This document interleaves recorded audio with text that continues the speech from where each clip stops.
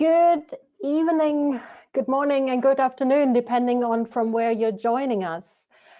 Dear Excellencies, ladies and gentlemen, dear colleagues and students, I very warmly welcome you to the third event of this high-level transatlantic lecture series, which is organized by the KU Leuven's America-Europe Fund. The fund's aim is to contribute to better comparative knowledge and understanding and a stronger mutual relationship between the USA and the European Union. It promotes academic cooperation, exchanges, programs, and research at KU Leuven to achieve these goals. And I would suggest that we post the link to the fund's website in the chat box so that if you want, you can find out more about the funds. Today's event is one of the America-Europe Fund's initiatives to foster a transatlantic dialogue. We will focus on one of the greatest challenges of our times, climate change. The changes in the US White House have marked significant changes for the United States, but also international climate politics. The US rejoined the Paris Agreement as one of the first actions of President Biden after he assumed office. But there's of course much more to be done to exert international leadership. Domestically, President Biden needs to enact or reenact climate policy in line with international goals. Internationally, the US needs to resume where it left off at the end of the Obama presidency. And on the other side of the Atlantic, we also have seen some significant changes. European Commission President von der Leyen initiated the European Green Deal and then has started to set the EU on course to achieve climate neutrality by 2050. A massive task that still requires much more action. We will hear much more from two eminent experts, one from each side of the Atlantic, about those changes, developments, and what to expect in the future. Although this event is called a lecture series, we rather see it as a conversation. Both speakers will start with a relatively short opening remarks and then enter into dialogue with each other, but hopefully also with many participants. We already received some questions by emails, but we also invite all participants to use the chat box to ask more questions and to share your insights. I now first would like to give the floor to Professor Dr. Nathan E. Hultman. He is the founding director of the Center for Global Sustainability and associate professor at the University of Maryland School of Public Policy. From 2014 to 2016, Professor Hultman worked at the White House on the Obama administration's climate and energy policy team. During this time, he helped develop the US 2025 climate targets, worked on US bilateral engagement with China, India, Brazil, and many others, and participated in the climate negotiations in Paris. Professor Hultman's research and policy engagement focuses on national climate target setting and assessment, US emissions mitigation policy, including the role of non-federal actors, energy technology transitions, and international climate policy. After this, I will give the floor to Professor Dr. Jos Delbeke. He is a visiting professor at KU Leuven and a professor at the School of Transnational Governance at the European University Institute in Florence. In September 2020, he was appointed as the EU's first European Investment Bank Chair on climate change policy and international carbon markets. Professor Delbeke is the former Director General of the European Commission's DG Climate Action, a position he held from 2010 until 2018. He was involved in setting the EU's climate and energy targets for 2020 and 2030, and in developing EU legislation on the emissions trading system, cars, fuels, air quality, emissions from big industrial installations, and chemicals. He developed Europe's international climate change strategy and was the European Commission's chief negotiator at the UNFCCC conference to the parties, playing a key role in the EU's implementation of the Kyoto Protocol and in negotiating the Paris Agreement. So I guess we have two experts who can not only share academic insights, but really professional insights from two of the powerhouses and two of the main negotiators of the international climate negotiations. So now, Nate, I would like to give you the floor to start. So thank you so much, Katja, for the introduction. It's a real privilege to be able to speak to you all this evening. Thank you for taking time out and coming off of maybe a holiday weekend for some to join us for some conversation about new opportunities, maybe picking up on some old opportunities for U.S. and European collaboration on climate. I also want to thank the Leuven Center for Global Governance Studies and the America-Europe Fund for supporting this great series of lectures. As Katja mentioned, we're going to try to be a little more conversational today, and we'll invite participation from you all after a couple of minutes. I'm going to give some opening comments, and then I'll hand over to Jos for some opening comments. So let me just sort of set the stage for how I'm thinking about this moment. Obviously, the past few years have been, if we can say it this way, challenging for climate action in the United States. We had a president who was actively opposed to climate change and initiated a number of rollbacks of federal policies at the national level that had been put in place previously.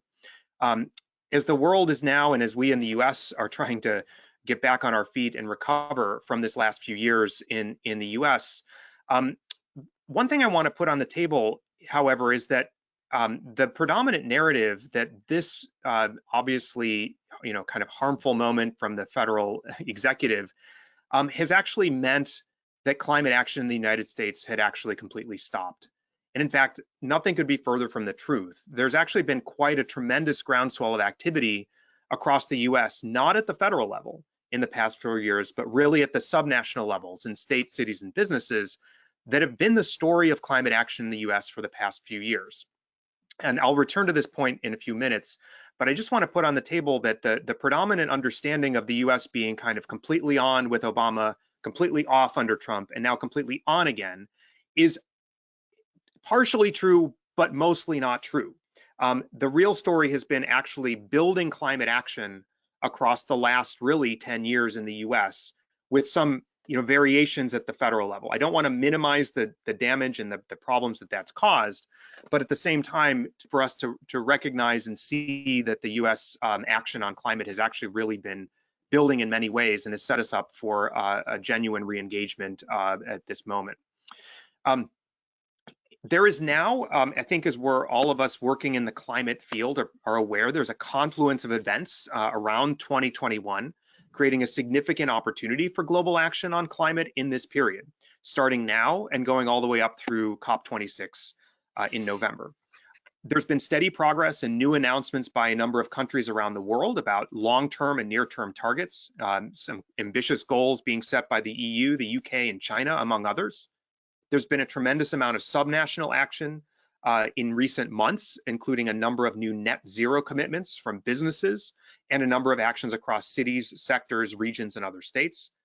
And of course, what I'm here to speak about is the re-engagement by the United States in the international community that's collectively trying to achieve a sufficiently high level of ambition and action to allow us to get on a pathway toward keeping global warming to 1.5 or so. So in that sense, let me go directly. I'm not going to spend a lot of time on the international moment because I think you all are largely familiar with that, but let me dive directly into what's happening in the US. So let me just give a little bit of a refresher. Some of you maybe have been following this more detailed and some maybe a little less. So let me just kind of get us on the same page. So right now, the political situation is quite different than it was obviously in a few months ago even. The one that you probably noticed by now is that the US presidency has now shifted. So that's the big story, right? That we've got Biden in office and has brought with him a pretty ambitious climate plan. But also US Congress has shifted. And while the Democrats are arguably the more climate leaning of the two parties, had control of the House up until the election, they now also have barely control of the Senate. And that means that there is now possibility of legislative action as well. So with the combination of a sort of climate-friendly US executive branch and a congressional or kind of legislative branch that is plausibly in the game in terms of new climate action, we now have the pieces in place for a federal re-engagement on climate.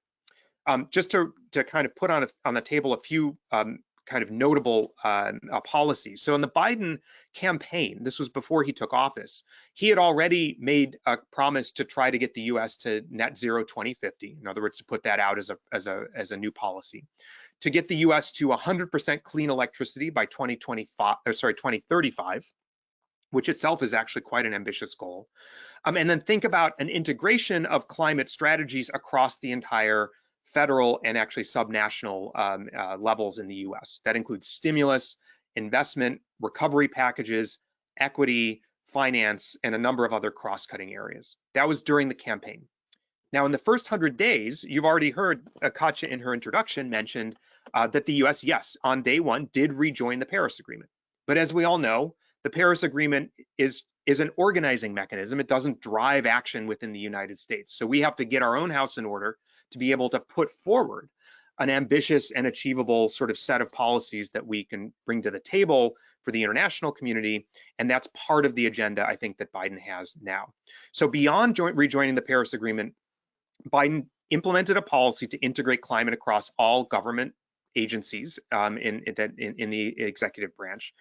He's appointed a number of climate leaders in secretary positions in the different agencies. He's appointed John Kerry, who you might remember is the former Secretary of State, as special envoy for climate change to deal with global and international issues on climate, and Gina McCarthy, formerly head of the EPA, is the person in charge of organizing the domestic policy platform. He's restarted bilateral and multilateral cooperation, or at least talks on cooperation around climate, with efforts to support an ambitious outcome in COP26. There have been a number of initial announcements for things like initiatives for offshore wind, new ecosystem conservation, and land sector policies, and more. There's been a new approach to working through Congress to pass spending legislation. You saw some of this through the COVID relief package that was passed a few weeks ago. And now there's a new proposal that I'll return to in a minute that folds in a number of climate policies. And finally, President Biden has called for a summit of world leaders on Earth Day. It'll be a virtual summit. If it were in real life, it would have been in Washington, but it's a leader summit for Earth Day, April 22nd. And it is expected that in advance or at that summit, the US will announce its next nationally determined contribution or its next climate target. So there's a lot of activity going on right now on that.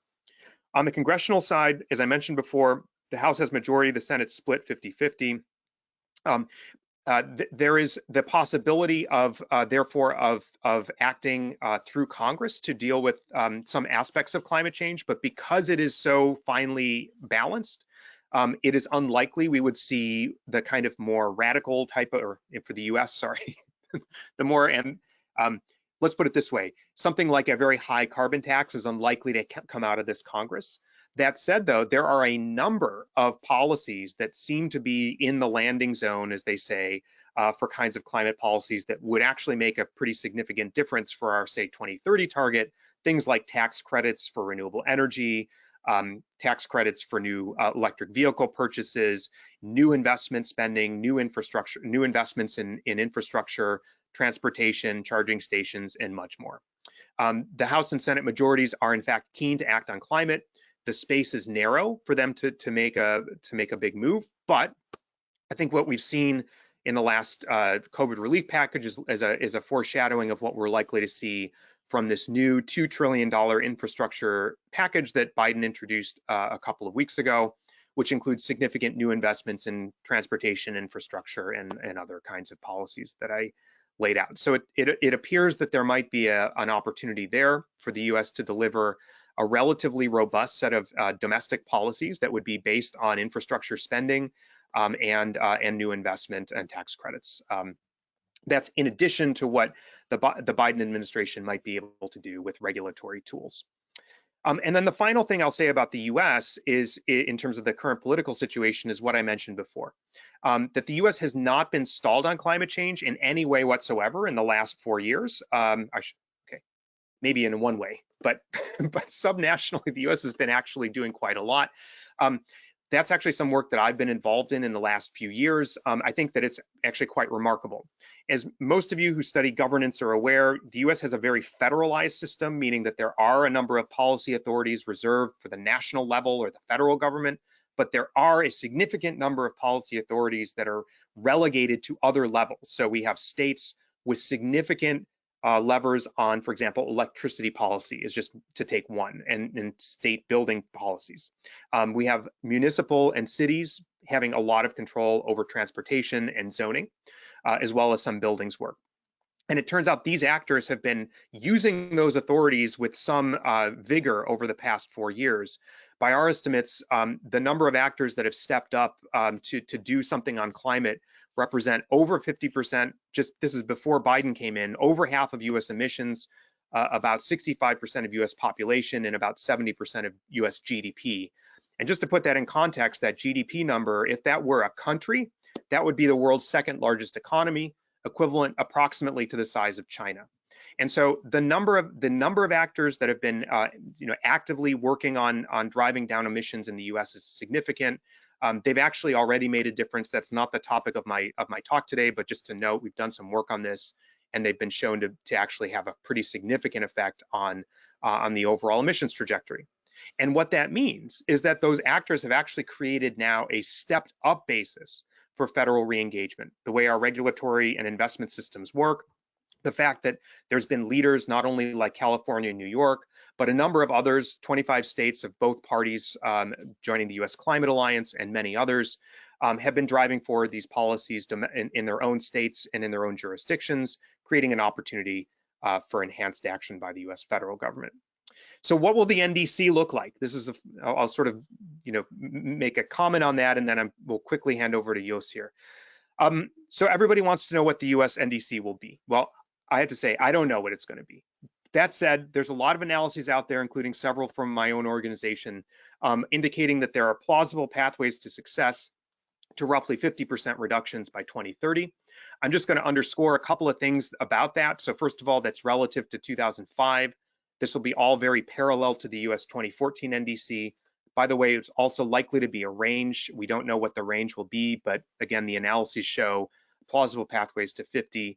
Personally, I think that's a good number for the US to hit. And then what we don't know. So what we don't know about the NDC, we don't exactly know what the range will be. I think that it's possible they would include a number that's lower than 50, and it's possible, and we hope they would include a number that's higher than 50. So we'll have to just see what happens. What I will say to this audience, to you all, as you're looking at the US, I just want to underscore one very important point that 50% for the US by 2030 is actually a highly ambitious number.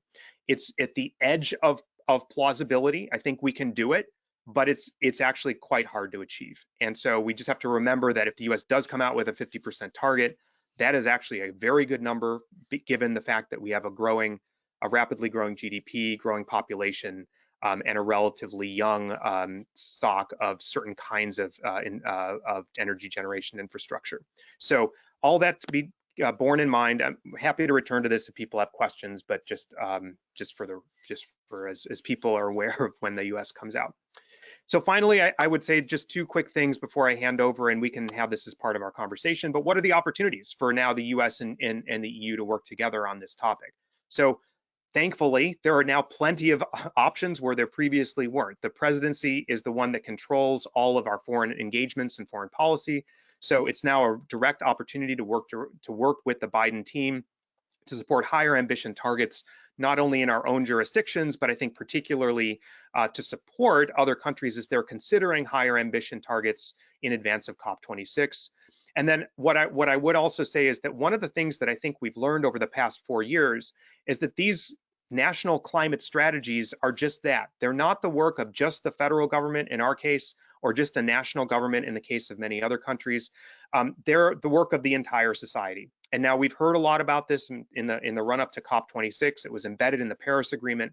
But what we've learned is the reality of the importance of work across all of society to both scope ambitious action and also to deliver on it. So I think a really clear way for the US and the EU to work together is to think through how we can support other countries that are doing this all of society national climate strategy making and support them in whatever ways we can.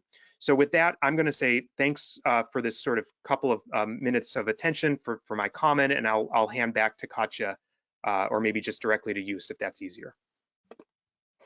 Thank you very much. Indeed, Jos, you have the floor. We cannot hear you. Still not? No.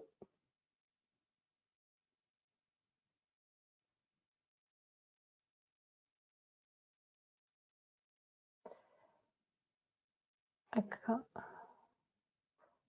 You're still muted. I cannot unmute you. I don't know whether someone from the GGS can do so. Oh, yeah. Can you try now? Okay. Yes. Do you hear me now? Yeah. Okay, great. Yeah. Sorry for this little hiccup. Well, it's a real pleasure for me to be here and to be with Nate here, Nathan, together to compare views and policies on the Atlantic side and the Atlantic dialogue.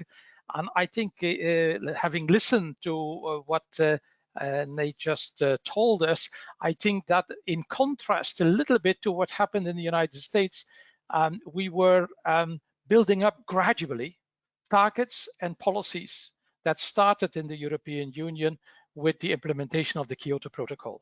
And now we left the Kyoto Protocol, we are in the Paris Agreement, but it's a kind of continuous progress that we could consolidate in different stages. And today we have our leaders who decided on climate neutrality by 2050. That was already in 2019.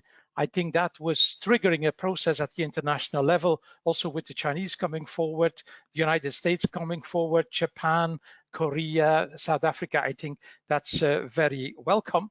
Now, the real thing that is still under debate is the target for 2030, because we are discussing in the good Kyoto tradition absolute targets.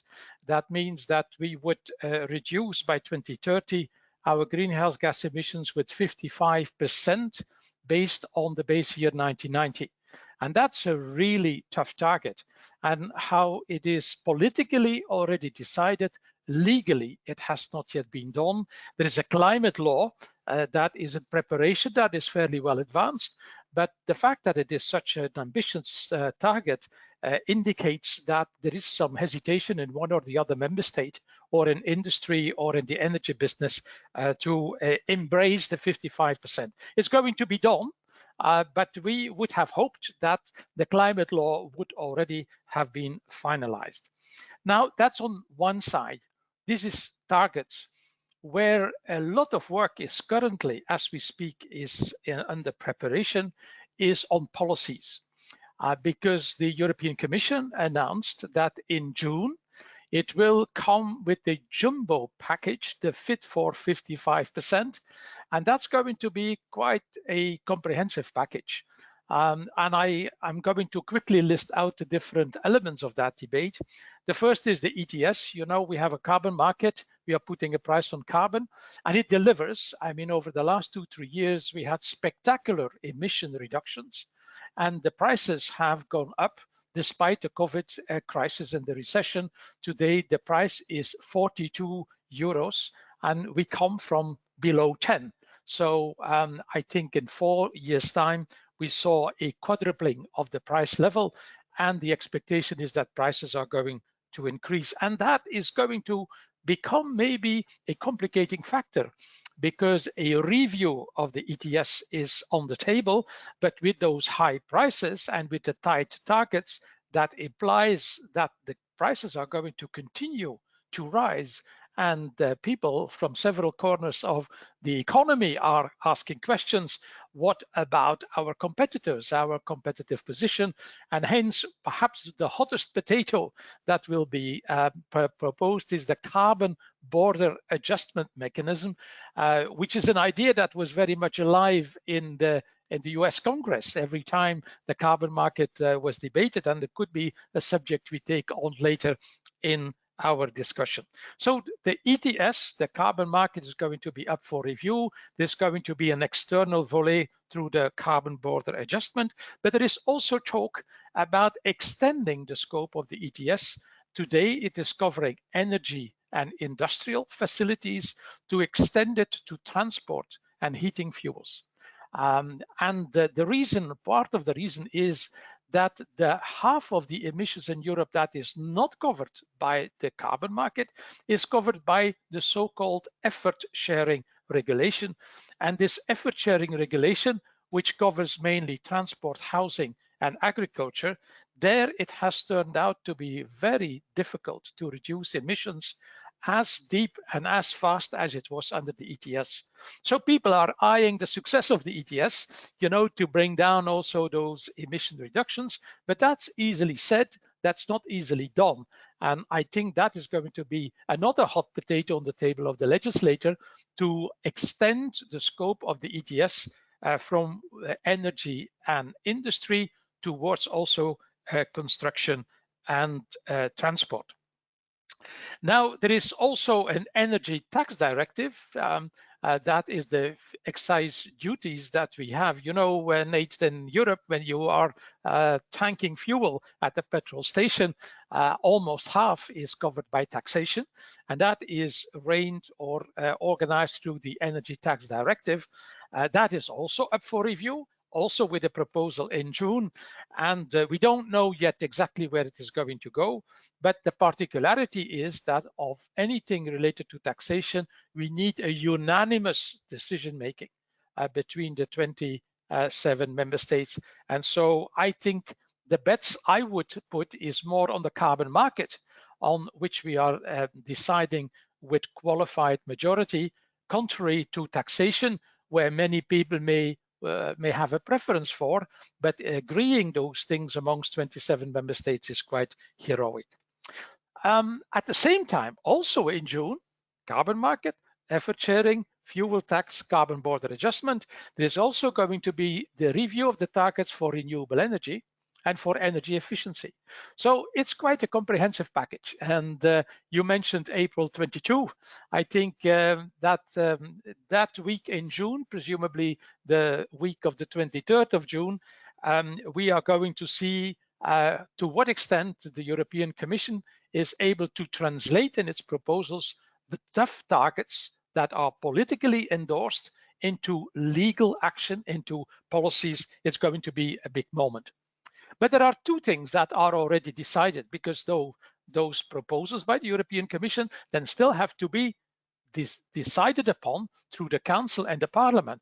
So it may easily take 1 or 2 years to have them adopted into legislation, and it may take another 1-2 years before they are really implemented in practice. So what is going to be on the table in June may well take us up until 2025 before it really can be implemented. But there are two things that are already decided today, and I think there is scope for cooperation with the United States there, and that is that in industry, we see the genesis of transformative technologies, such as carbon capture and storage, such as hydrogen, taking off low steel, low cement, low chemicals, on which quite a massive amount of money is going into. And the budget of the EU and the post-COVID recovery package that has been politically agreed, it was decided that 1/3 of this huge amount of money, it's 1.8 trillion, that's quite a big sum of money, is going to be spent in direct relation to the targets, the 55% or the climate neutral objective by 2050.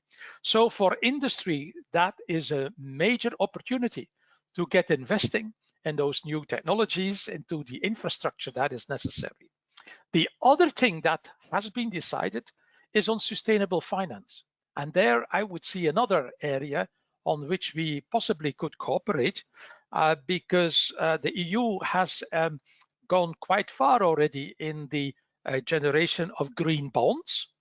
But now we have legislation on the taxonomy, defining what is really green in green investment, and also on the mandatory disclosure of non-financial information for financial companies.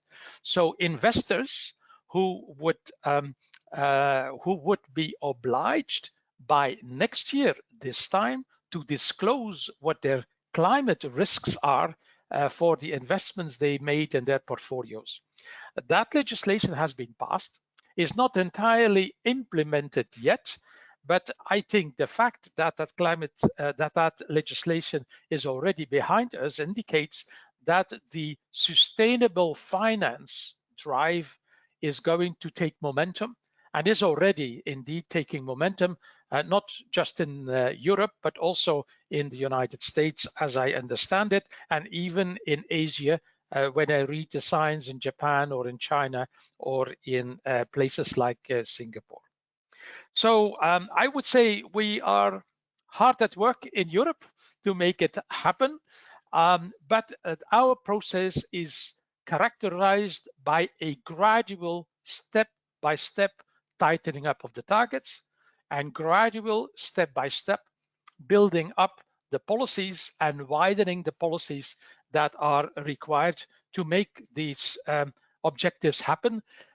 They are really ambitious. I noted what you were saying with the NDC that is on the table in the United States, the 50% reduction possibly by 2030 based on 2005. I think that is very comparable to where we have the 55% for 2030 based on 1990 levels. Because the variety of Europe has been changing quite dramatically since the 1990s. We have been growing from 12, 13 member states to 28 and now 27 again. So I think also there we have important developments that went hand in hand, the build-up of the climate policy together with the realities of Europe, where we have more membership, we have a deepening internal market, etc., etc. Where could we cooperate with the United States? One word, as I said, on sustainable finance, on technology, certainly, deepening our knowledge on the removals, on land use and forestry, a lot needs to be done there. And I would hope that we will join forces to have a constructive dialogue with emerging economies, not least with China and India. And there we are in a very complicated territory.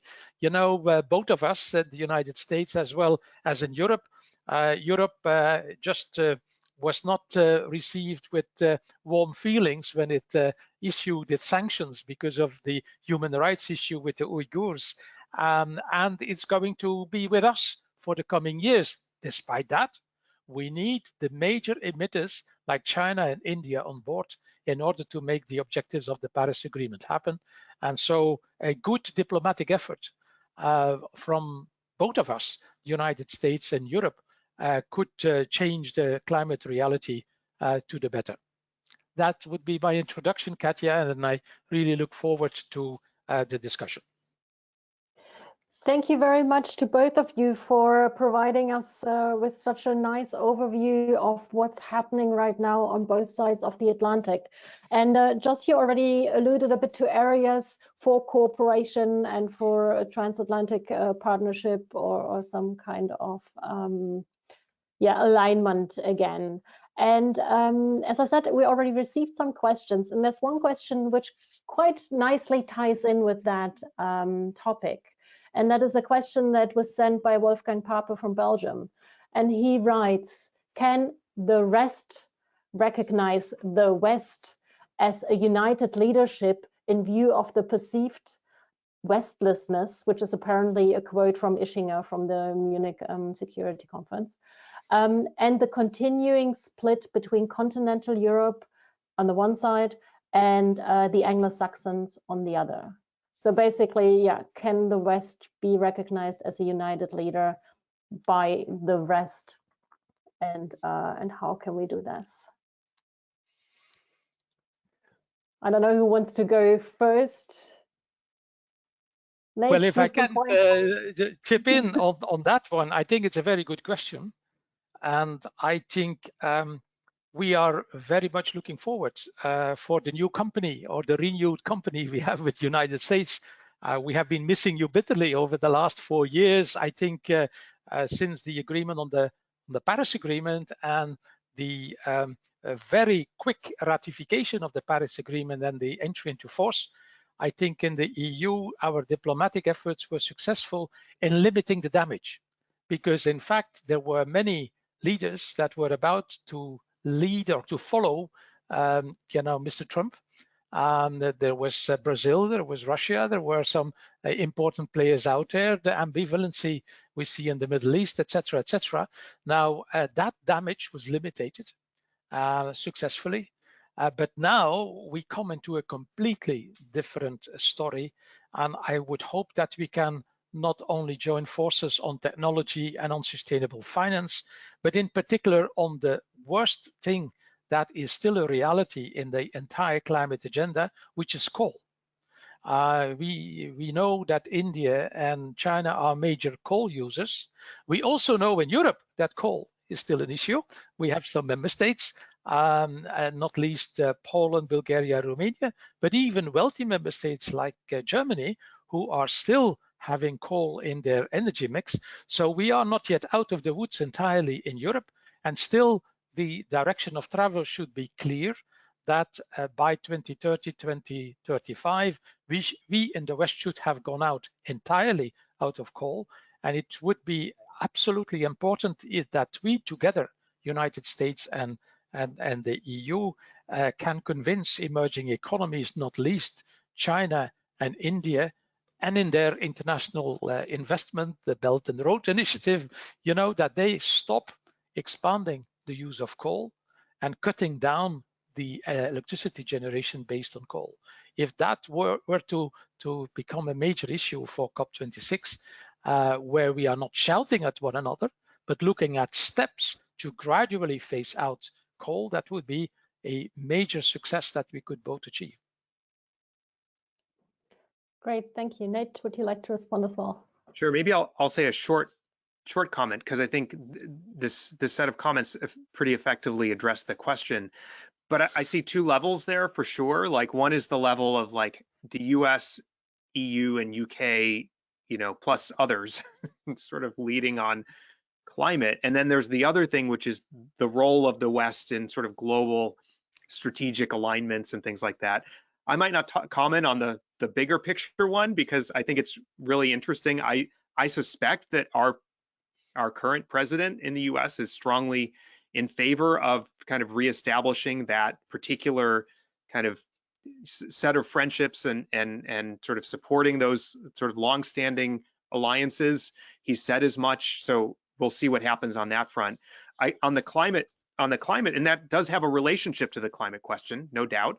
But on the climate side, I for sure know that this administration is very forward-leaning on climate change with respect to international engagements. And that means that, bolstering, linking arms with our friends from long ago and sort of doing what we do well together is going to be part of what they want to do.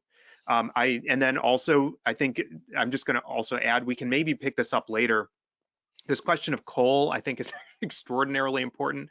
In the US, we know we need to get rid of coal by 2030. That's the number. 2030, no coal in the US. That's kind of, we're trending that way. A little bit of extra pressure from various policies and states and citizens will be able to eliminate coal from the US grid by 2030. Let's sort of hold the US to that. That's kind of a good goal for us to be going for. Europe, you guys have some stuff to sort out. I think it would be great to sort that out and then link up together and then think about how we can constructively, I think exactly the right strategy was outlined here. What are the steps to success for all of our countries to get to a sort of decarbonized, sort of strategically sort of staged withdrawal from coal? Like, it's got to happen. Let's not kid ourselves, either in our own countries, but also globally. It's got to happen, and it's pretty soon. And so we're talking, even for places like China and India, it's 2045-ish, right? Like, we're kind of, that's around where we have to be thinking. And so That's something that it requires a lot of careful work together with our, as we work with each other, but also as we work with other countries to think about what makes sense for them in their development context and all this, but it's got to be part of the discussion. So I think that's another area where I would also just say I fully agree. That was a great point. Great. And just to reassure you, Nate, on the moving out of coal is going much faster in Europe, as is commonly recognized, because what the ETS is doing is making coal no longer profitable. And so the moving out of coal, even in coal addicted member states, if I may call them like that, such as Poland or Germany or Romania or Bulgaria, is very fast. So by 2030, 2035, Europe will have gone out of coal as well for purely economic reasons, because the carbon price is driving coal out of the energy mix. So I think that the time perspective you are indicating is fairly ambitious, but it's fairly much okay also from the European perspective. The real thing with coal is the social dimension. The just transition, you have whole regions that are relying on coal. And that is one of the questions the Chinese always ask me. How are you sorting that out in Europe? Where you have Silesia, for example, where 50, 70,000 people are still living on coal, while you have exactly the same in China, where you have states that are driven in their economic welfare just by coal. And so that is a huge question that will sort things out, or will have to be sorted out. Without that, we will never get there. I think this is a really great point that you bring up, and this is an area where, look, if you think about the shared challenges, look, every country is different, every EU is different from the US, where EU member states are different from each other. US is very different from China, very different from India, Indonesia. But this point that we all are struggling in a way with the just transition question. How do we do this in a way that both realizes the rapid energy transition toward, frankly, a better energy system with higher levels of shared benefit for everybody, but recognizing that some section of the population will be affected because of the political economy of the shift away from coal. And all of our countries are struggling, hopefully successfully, but we are struggling with how to kind of maneuver through that challenging zone, because we all have an obligation and an interest in making sure our citizens are well cared for and making sure that people have a livelihood. And no country is alone in that problem. And that's an area where, again, with shared challenge, this could be a really fruitful place for us to maybe have conversations, global, small group conversations or global conversations, as the case may be, about how we kind of, just to surface the fact that we have problems, to kind of share how they're manifesting differently in our different situations, and then to some degree thinking of it almost like we collaborate on technologies, for example. We could collaborate on sort of thinking through policies for transitions as well. I mean, I know that is limitations, but ultimately it is something that can bring us together and have us think through how we can, address this. It's a real challenge for every place. Absolutely. Great topic already, and that was going to be my question, the just transition one. Thanks for answering it already. We have a number of questions that came in, and there's one cluster which I identified, which links a bit to what Jos said when he talked about the ETS and the carbon prices, but also about the taxonomy and sustainable finance, and that is the role of companies. So there's a number of questions that link to corporations, multinationals, and how to deal with them. I would suggest that I just read out 3 questions, I think it is, and then I'd like to ask you to answer to them. So the first question I'm reading is from Dirk Wouters, who is the former ambassador to the United States and the America-Europe Fund chair. So, and he, well, first of all, congratulates you or us, great panel, and another great conversation initiated by the America-Europe Fund. His question is, what the main differences are in regulation or incentives between the US and the EU for companies that want to invest in the new technologies of the green economy. at their business level? So this is one question, and I'm adding the two others which are linked to this. So the next question is from Nelly Anchangja. I'm sure I mispronounced this name. She's a legal practitioner from Cameroon. And the question is, to achieve climate change awareness, the action has to be universal. What strategies do you think multinationals and international organizations should put in place to achieve global consciousness? And I'm immediately adding the third question, which is from India, from Prachi Jain, who is a climate conversation enthusiast and intends to pursue a PhD in this area. And his question is, with different strategies adopted by two different sides of the Atlantic and two different directions adopted to achieve one common objective of climate neutrality, how do the two different sides or two different regions plan to devise a mechanism to ensure that companies achieve the national objectives of climate neutrality? Also, how do these two different regions plan to hold these corporations accountable for their contributions to greenhouse gas emissions, and what is the way ahead? I know this is quite a chunk, some big questions. Feel free to pick one or the other, or maybe you can even answer all of them. Who would like to go first? Well, if I chip in, making a difference indeed that we are currently observing, and that is that the European Union, when it comes to its companies, relies on market-based instruments. And we learned them from the United States. The sulfur trading was the blueprint, and today the carbon market is really functioning, as I indicated in my words, and the prices are increasing. So market forces are driving out or are driving through emission reductions in a cost-effective manner, and that is on a pan-European basis. Now, that is the cost-effective part. The cheapest emission reductions are realized through the carbon market. But in addition to that, what is now being developed, and we use for that not least the revenues from the carbon market, is a enlightened industrial policy. We have to have research and development and new innovations that are being put in the market. And for that, we actively support big companies to go and bite through the bullet of hydrogen, for example, or carbon capture and storage. These are very expensive technologies. So you need the two. You need market forces and you need proactive policy. And I think that is the way to do it. Now, we are now going into a post-COVID recovery. We have huge public funds available.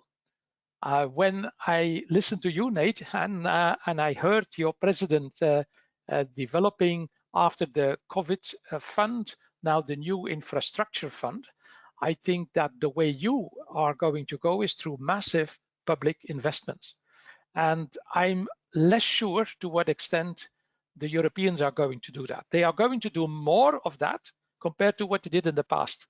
But the scale of what you implied in your words of public investments and infrastructure is very big, also to European standards. So I would hope that it works. When it works, it works. So there is no ideology about what to do next. But I would agree that the post-COVID recovery is a major opportunity for making a step change into investment in the low carbon technologies and infrastructure we need. And it seems that your president is having more concrete plans compared to the huge investment funds the Europeans already released. But there may be a need for a plus, and that is not yet where the Europeans are at this point in time. So let me add, these are great questions, and let me just add maybe some complementary points to these other excellent points that have been raised.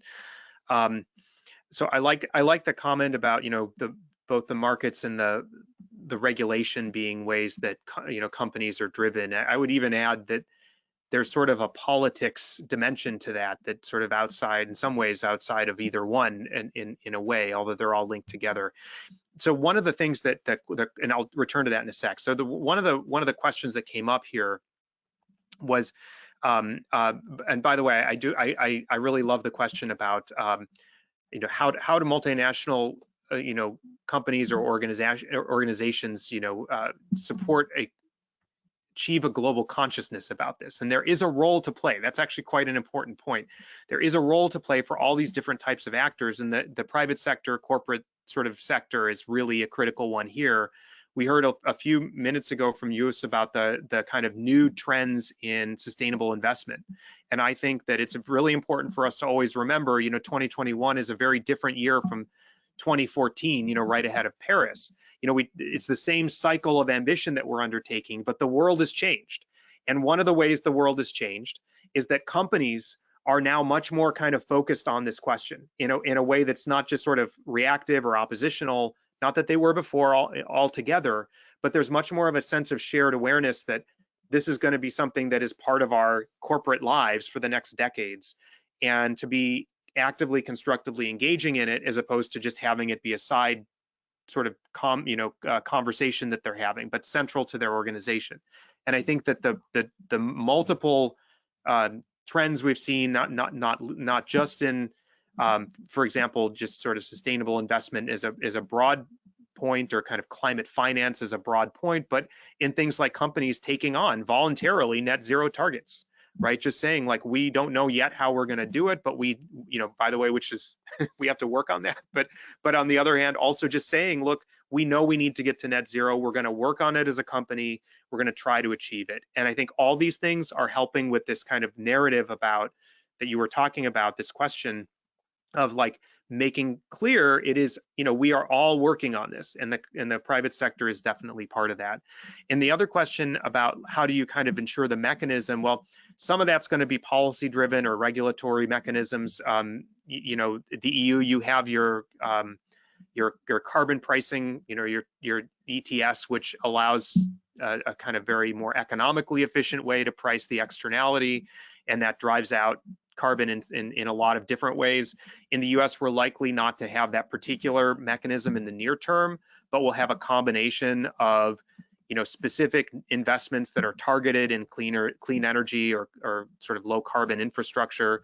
We'll have some elements that are tax credits for such, you know, for deployment and investment in those things, which are positive incentives for companies to install or to do research and development. We will have some direct R&D support, and we'll have some regulatory, you know, kind of you know, sticks to kind of prod along in certain sectors.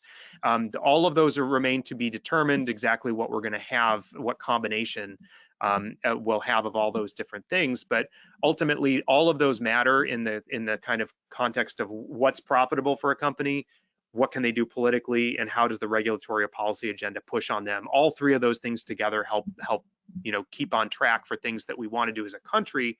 But sometimes companies are they're even out ahead of us sometimes, right? Doing stuff on their own voluntarily to drive down their emissions. And I think we also have to recognize that's welcome and important, and also something that we as a community can and should be engaging with those actors on, to better understand what it is they're promising, and in a kind of constructive and positive way ensure that they're tracking toward you know, tracking progress towards their goal, and ensuring that they can at least communicate to the rest of the world about how well they're doing. If I can just react to what Nathan just said, I think where we can learn a lot from one another is this combination of sticks and carrots, because we are covering new ground. Our targets are really ambitious. And so muddling through like we did in the past is no longer an option. We have to go to step up the game quite significantly. And so sticks and carrots, there is no golden truth into that. You know, it is experimenting and see what works and what did not work. Before our carbon market was really performing, you know, there was a long period where it was not performing. And that's what we currently see in China today. They copy, you know, by way of speaking, the European carbon market experience, but exactly with the mistakes that we also made at the beginning, because there is the pressures and the art of combining the sticks and the carrots is really not a universal art. You have to discover it into the reality. I would agree, Nathan, as well with your emphasis on the net zero commitments on companies. But I would hold my breath a little bit when a lot of these net zero commitments are going to fulfilled through the so-called voluntary markets. We know that Mark Carney, the former Bank of England chief, is making a huge report, has made, and is working further on that. We lived through in Europe the collapse of the clean development mechanism that was created under the Kyoto Protocol, under the United Nations umbrella. And even the United Nations, culture and administrative habits did not guarantee a good takeoff of the CDM, the Clean Development Mechanism. Now, these voluntary markets are a little bit now exactly at the point on where we were when we started with the CDM some 10, 15 years ago. And I hold my breath that the standards and benchmarks that are necessary to make sure that the voluntary markets, the voluntary carbon markets are, having a real value added is still to be made. And the loose ends that are still in the Carney report are still loose ends.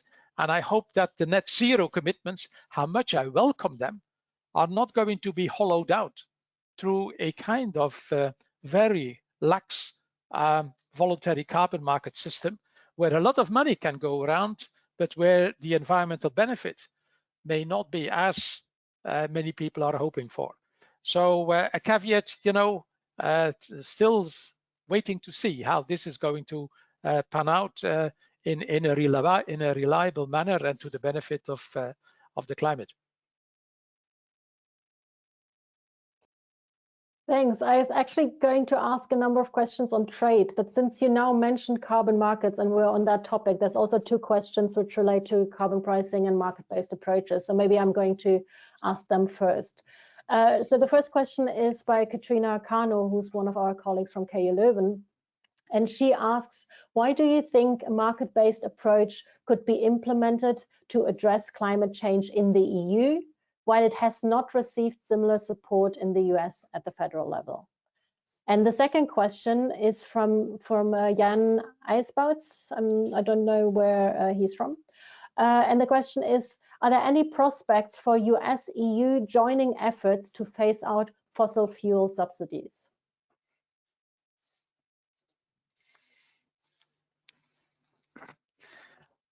I think Nathan, the question on the market base was more directed at you than let me start there. I'll do that one, and we can pick it up. So, so this is a funny, sort of turn of events. I think, as Jos mentioned, the EU ETS was, inspired. I don't want to claim credit here in any way, but at least one of the inputs to the EU ETS had been the US experience with emissions trading in dealing with a different topic, which was sulfur emissions, and there's a couple of other variations on that theme that we had experiments with, regulatory experiments with in this country, starting in the 70s actually, and going up through the early 90s.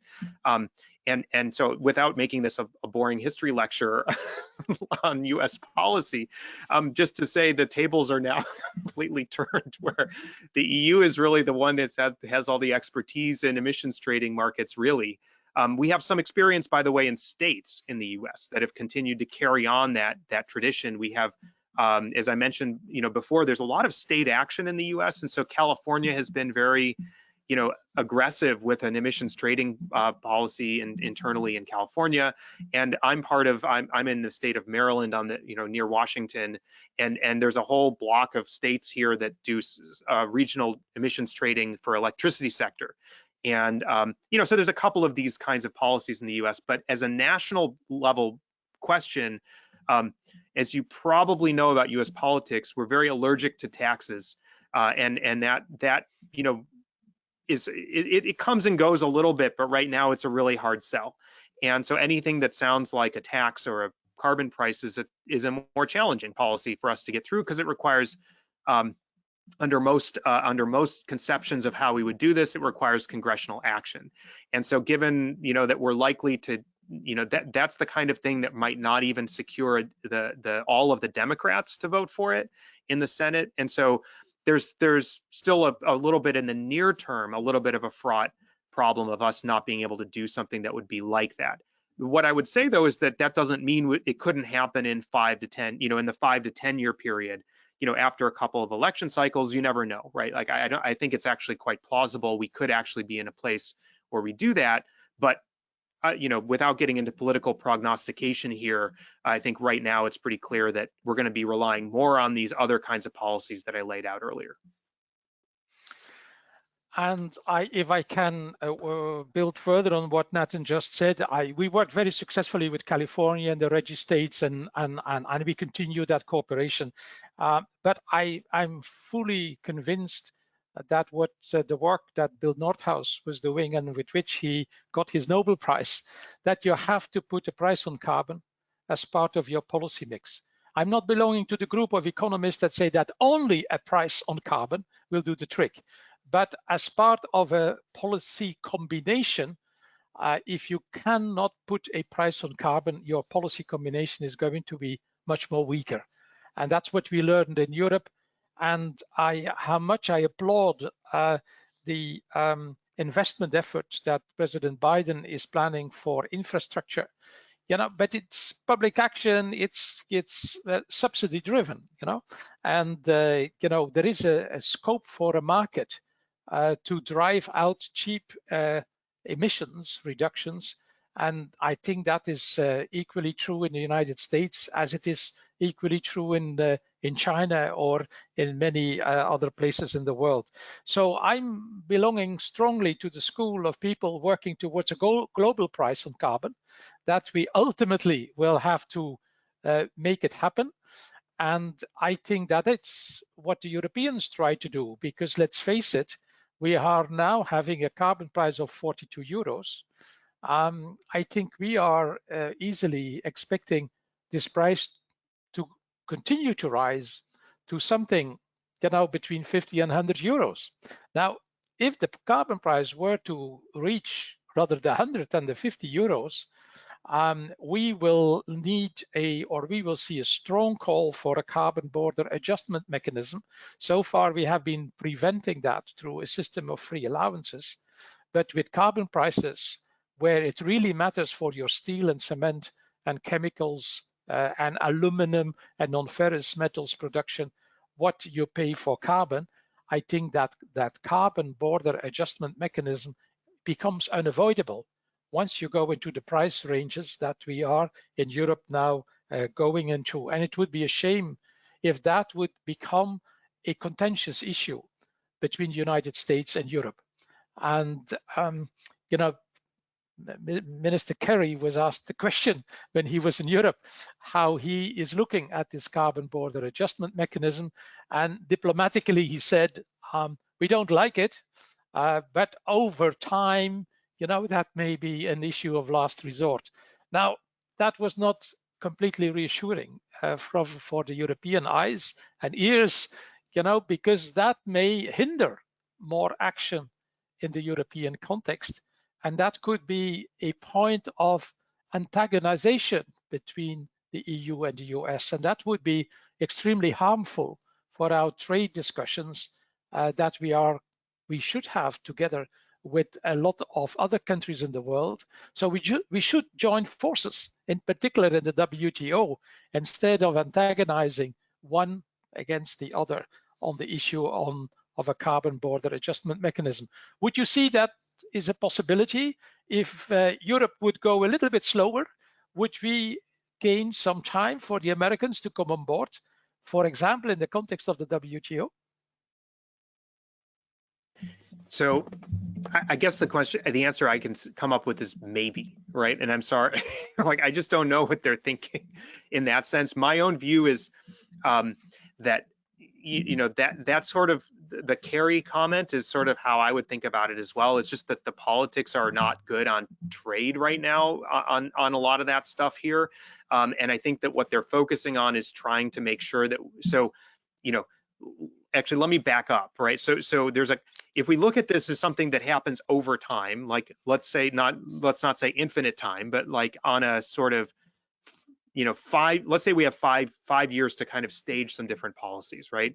And right now the politics are well aligned for the kind of package of incentives and tax credits that I kind of outlined, you know, before, with the regulatory bolstering, all that stuff. That's kind of ripe now. Your point about, you know, I don't think I or anybody else would disagree about the kind of value of having a carbon price in the kind of policy suite. I would actually assert that we can still get to 50 even without a 50% reductions, even without a carbon price, with all these things. Where you really start to need it is when you go, you know, when you're getting toward net zero, you need something to squeeze everything else out. And that's kind of where the carbon price comes in. So we're not quite at that point where we, quote, need it in the US yet, but does it need to eventually be probably part of our policy suite? Yes. So it's just a question of staging right now, right? There's a kind of, you know, we don't need it right now, which is great. We can push forward, you know, hit close to or even up to 50 with a set of other policies, and then, you know, figure out where we go from there. And then on the trade stuff, I sort of view it as something similar, right? It's not as much about domestic, but it's about how do we kind of work with the EU? How does that kind of, you know, kind of dovetail with a WTO or kind of global trade orientation? I think this administration is still getting its footing on trade. I think that they're kind of working out how they want to approach some latent or some sort of holdover issues, like our stance with China right now remains, you know, unsettled, let's put it mildly, in terms of how we engage on trade. And so they're still figuring some of that stuff out. And I would say kind of as they sort of get through this first push on the climate stuff for domestic reasons, like I could see that would be more something that would be tractable in the kind of near future, but not like immediately. But that's something I'm sure the EU and the US people can talk about directly.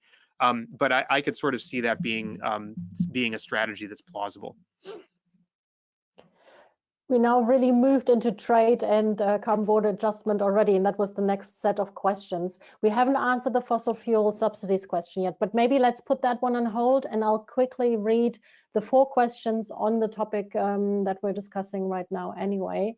So there's the first one from Martin Björklund from the University of Helsinki. And his question is, what, if any, would you see as the role for the WTO as a forum for negotiations on a way out of the climate crisis? Could it be an opportunity for the WTO to renew its relevance, or will climate action happen within and thus entrench existing trade blocs? So that's one. And another one is also about trade. That question is from Caroline Bertram from the University of Copenhagen. And the question is, what role do you see a potential EU-US preferential trade agreement play in regard to climate neutrality? And then there's 2 carbon border adjustment questions. The first one from Sonja Stoyanova, who's a student of KU Leuven. And she asks, could the EU and the US cooperate on a border carbon adjustment, thus forming a climate club to handle carbon leakage? And then the last question is about, is from Saeed El Kadrawi, who says, how does minus 50% reduction compared to 2005 relate to a 55% reduction compared to 1990 in the EU? So the US target compared to the EU target, which used different baseline years and different reductions. Or the other way around. And how will the US integrate the trade dimension in its climate policies? How will the US react to the EU carbon border adjustment mechanism, knowing that introducing equivalent measures in the US will not be easy? Good. Partially topics that you touched upon already, but I thought we should properly answer or try to answer the questions that participants asked. When I would look into the long term, I'm strongly convinced that we need climate clubs. And if there is a climate club to be discussed, I think we should start discussing one with the EU and the US, with the view of dragging in one day China. I know it's a long haul. It's not for tomorrow, it's not for the day after tomorrow, but that is exactly what the Paris Agreement is all about. And if the three major blocks would stick together, I think the rest of the world will have to follow. Whether you like it or you dislike it, I think that would be a great dynamics that we could generate. But of course, as Nathan was indicating, what we are seeing today, the bickering over all these issues with China is not making things and life easier, although I note that China, when it comes to climate policy, is continuing to make the right noises, even if we had an issue with the human rights question and the Uyghurs, etc., etc. So in the long run, I think that the climate club, EU, US, China, would change dramatically the state of climate policy in the world. Now, we have to get there. And I think the place to discuss that is the WTO and not the UNFCCC. Because the UNFCCC has one concept that is blocking all progress, and that is the common but differentiated issue. The common but differentiated responsibility and the respective capabilities has been imported or exported now to civil aviation, ICAO, and it is undermining all reasonable effort there. So I think we should be having a debate in the WTO, inserting climate considerations in the trade questions, but not falling into the trap of the CBDR. Otherwise, we are going to have a really toxic debate that we could escape through the Paris Agreement, through the bottom-up approach. But if you translate that mechanically into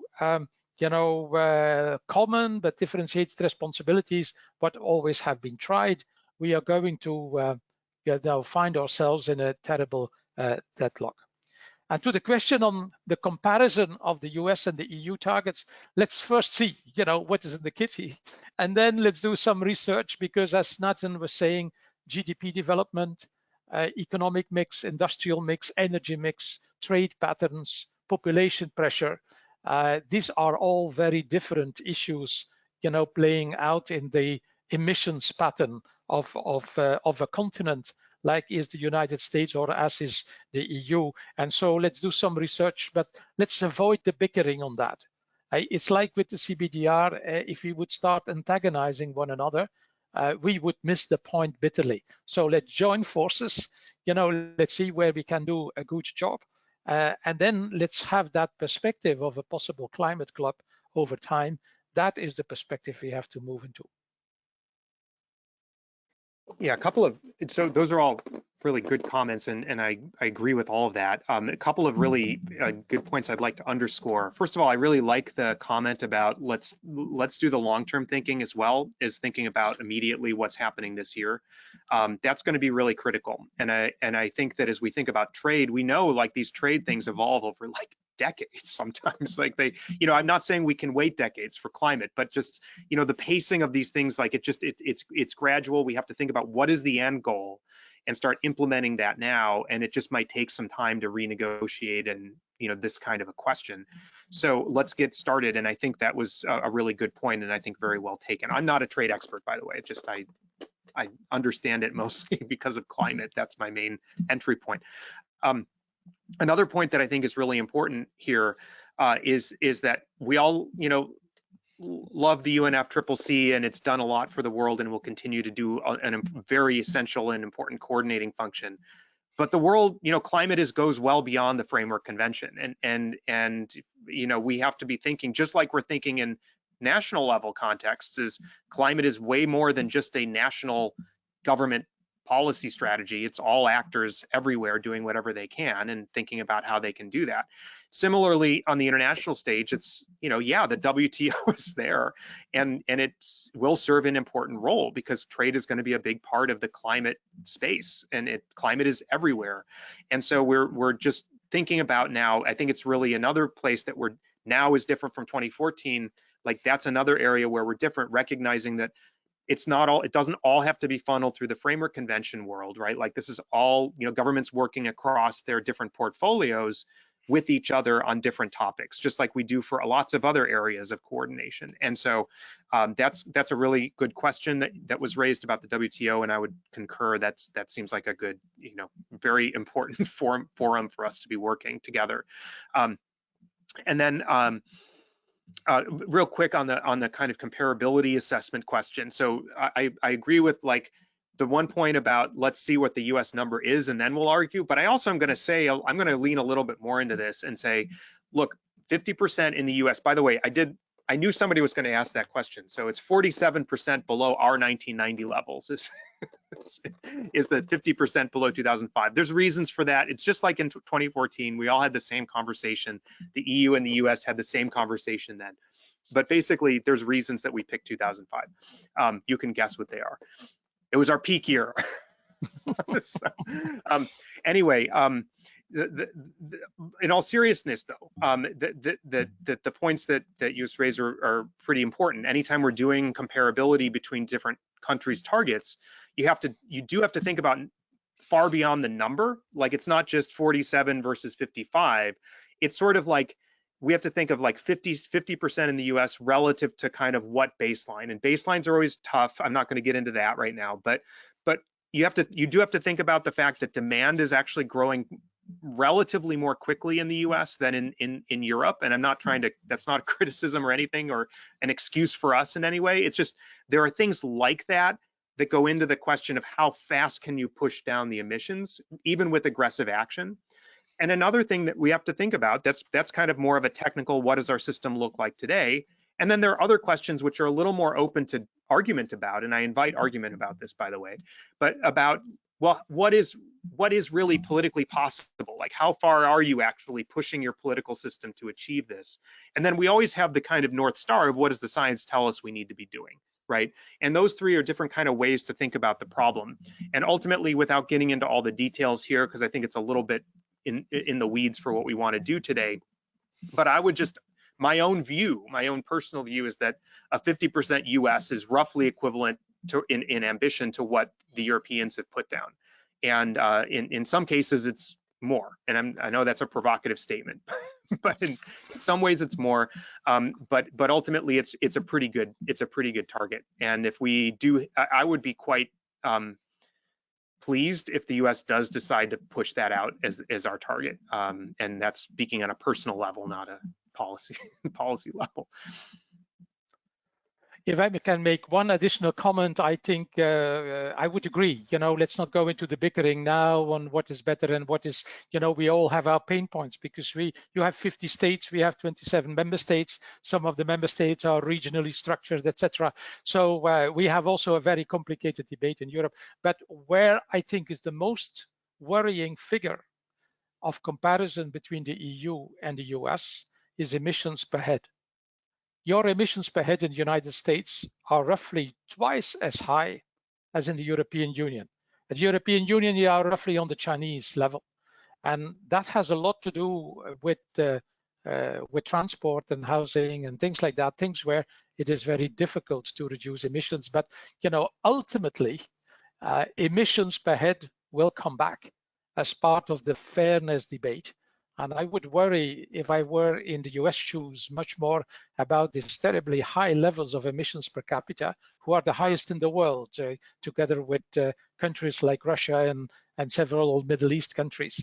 And I think that is, for me, more worrying as a development that these figures are not coming down compared to the overall target of 50% compared to a baseline year.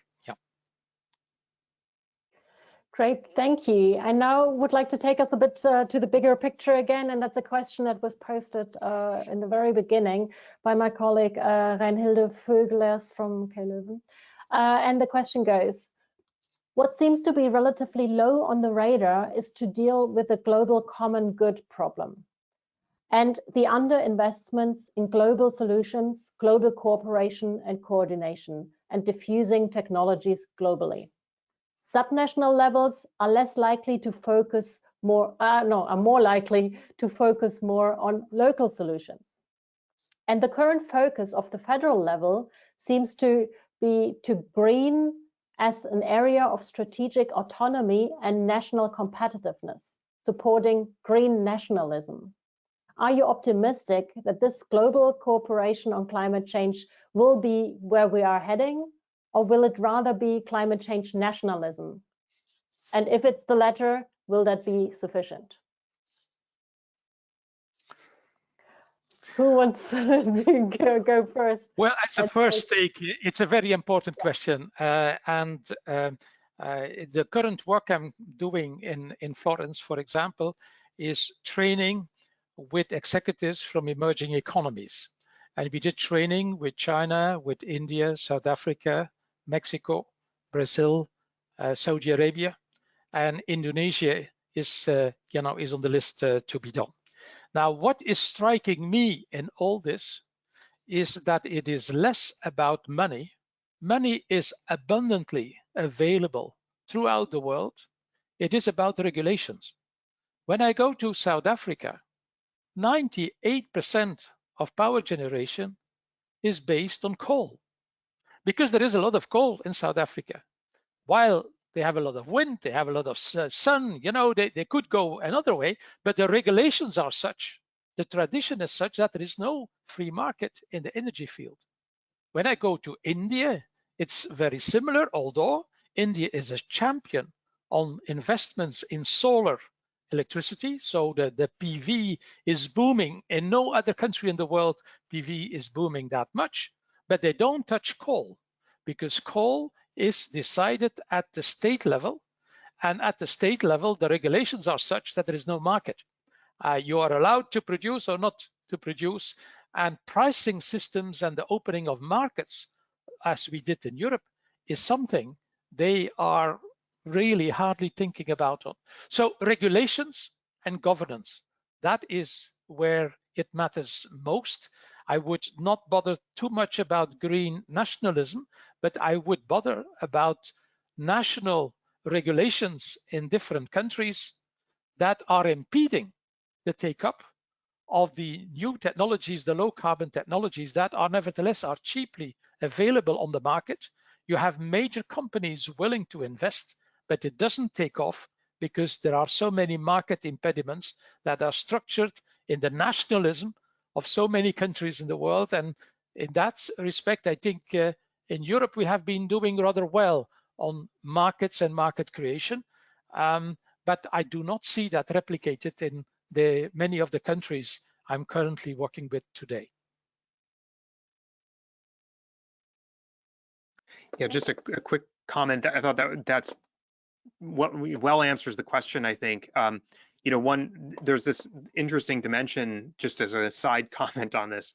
In many ways, we do want countries to be trying to outcompete each other on how green they can be, right? Like we want that. We want there to be kind of one-upsmanship on how many gigawatts of renewables are you going to be installing, right? And so that's something we do want to be encouraging. And part of Paris, the Paris cycle was set up to encourage that cycle of positive competition. And that's all for the good. And I think that it's a great point to say, at the same time, we also don't want that to become an obstacle for, I think the question was kind of hinting at the question of, making sure that those, technologies or resources are available for supporting, action in other countries. And I think that's also just an element there's no way to answer that question, that question just in a generic sense. It's all going to be about specifics of what's the financial structure, how much finance is available, what is the kind of trade sort of situation that we end up finding ourselves in, or negotiating into, I should say, and then how do we, support countries that want to be more ambitious and do so in a way that sort of puts them on a trajectory that they want to be on. I think that's kind of part of the inherent. I don't have a great answer to that other than, you know, we do have to keep working on the finance question, which has come up a couple of times today. Keep working on, you know, things that become thorny for individual countries, like intellectual property and all that. There's a lot of fine details that need to be sorted through, but ultimately, you know, at the root of it, if we're able to catalyze a sort of global outcome where we have lots of low-cost clean energy technologies, a lot of the difficulties get sort of solved, but we just have to get to that point of having those be available. Great, thank you. There are many more questions, but we won't be able to answer all of them, but I think some we already partially answered at least. There's one last question that I would like to pose to you because it's sums up quite nicely, and I'd like to ask you to quickly answer so that we stay in time. And that is the question from Jan Graul, who asks, what outcome can we realistically expect from the Glasgow summit? Who wants to predict, take out his little glass bowl? Well, I would think if there is the drive towards carbon/net zero/climate neutrality, if that drive would intensify with lots of countries making clearer commitments compared to what they did under the Paris Agreement, that would be a great success. Having said that, 2050 is a long way off.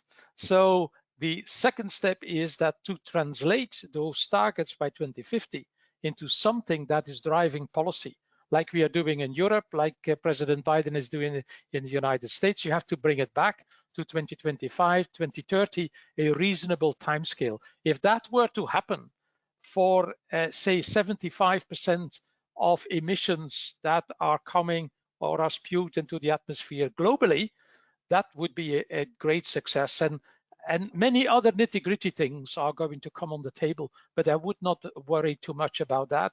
It is the drive for implementing and making more specific the Paris commitments. I think that is where I hope COP26 is going to land there. Those are great. I fully agree with that. And so I really like I do think that this year we might see, I agree with the comment about the 2050 or the mid-century carbon neutrality as being a kind of new way to think about things. And I think a place that previously in 2014, 2015 seemed too ambitious and aggressive for not only countries, but many non-national actors. I think that that's completely turned around right now. I think there's actually a lot of interest in that and leadership on it. It's a testament to the fact that the science is actually becoming more clear to, I think, a lot of people around the world, that this is what's going to be necessary. And that's going to be a critical step, just a kind of normative step for us to be taking to say, yes, we are going to be neutral by mid-century, roughly. And I think that that would be an important sort of step in our longer term, narration of what's going on with the climate world, right? So that's really a good point.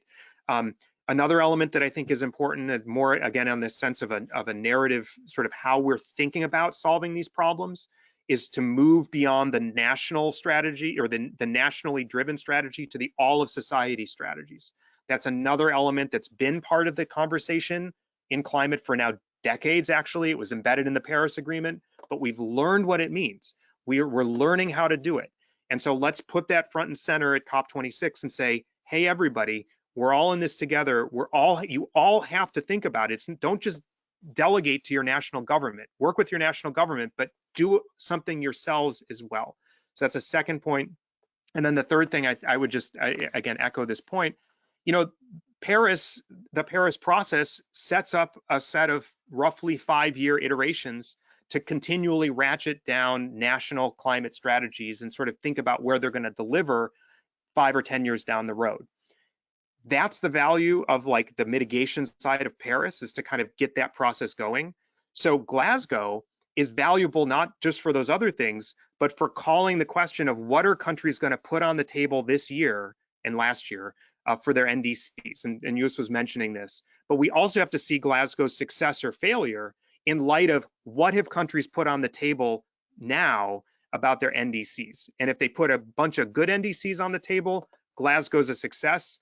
if the NDCs are weak and unexciting, Glasgow's not a success. Sorry to say it in such stark terms, but that's actually how I think about Absolutely. it. And so a lot of the work of Glasgow has happened already and is happening today. And we just have to remember that that's also part of the core of what Glasgow can deliver. Absolutely. Great. Thank you very much for this great conversation. Didn't feel like 1.5 hours, but our time actually is up. So I think it really showed how complex this whole issue is. We touched upon so many different policy areas, but I think what I'm certainly also taking out of this conversation is that there's great potential for cooperation across the Atlantic, but also globally. And we now all know that we need to be very alert on the 22nd of April and then also the 23rd of June to follow what's coming from the two governments, from the EU side and from the US side. So thank you very much. And I really hope that we're going to continue this conversation, that it was not a one-off, but that this transatlantic dialogue fostered by the America-Europe Fund really will also continue on climate change. But to everyone who's also interested in human rights, the next session of this lecture series will take place in 2 weeks' time, and that will be on the issue of the EU, the US, and human rights, and ask the question, are they like-minded actors again? We will have as a speaker my colleague, Professor Dr. Jan Wouters, and from the US side, Ambassador David Scheffer. So look at the website if you're interested. We would be very happy to welcome you again. And I'd like to thank very much both of our speakers today, Professor Dr. Nathan Hultman and Professor Dr. Jos Delbeke. Thanks a lot for sharing your insights. It was really a great pleasure listening to you. Thank you very much. Thank you. Thank you, everybody. Thank you. Bye. Bye.